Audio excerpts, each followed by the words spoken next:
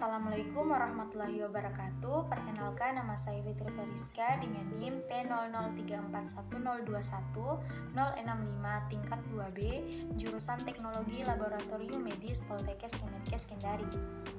Pada video ini, saya akan menjelaskan sedikit langkah-langkah isolasi DNA pada bakteri. Isolasi DNA bakteri. Apa sih isolasi DNA bakteri itu?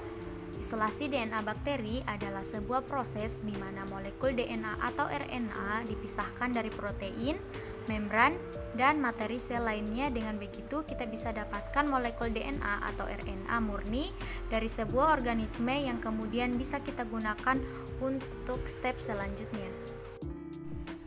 Selanjutnya adalah prinsip isolasi DNA. Pada dasarnya, isolasi DNA pada sampel bakteri, darah, maupun jaringan lainnya mempunyai prinsip kerja yang sama, yang membedakan hanya pada pemeriksaan kitnya saja. Prinsip dasar isolasi DNA dari jaringan adalah dengan memecah dan mengekstrasikan jaringan tersebut sehingga akan terbentuk ekstrak sel yang terdiri dari DNA dan substansi dasar lainnya. Ekstrak sel kemudian dipurifikasi sehingga dihasilkan pelet sel yang mengandung DNA total.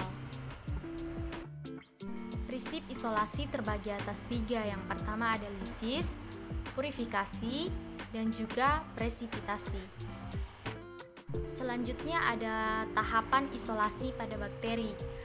Yang pertama ada isolasi DNA, kedua lisis membran sel, ketiga ekstraksi DNA, 4 purifikasi, serta presipitasi.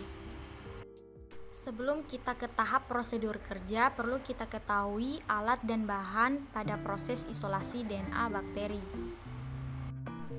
Untuk alatnya, yang pertama ada mikrosentrifus, ada tip dan rak tabung, ada mikropipet, ada gelas beker dan hot plate, ada water bath, vortex, tabung Eppendorf, dan kulkas.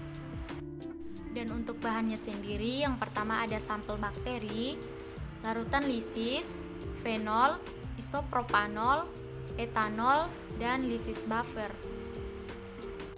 Selanjutnya adalah prosedur kerja. Untuk prosedur kerja yang pertama, memipet kultur bakteri pada medium agar sebanyak 5 ml ke dalam tabung Eppendorf dan sentrifus dengan kecepatan 12.000 rpm selama 5 menit.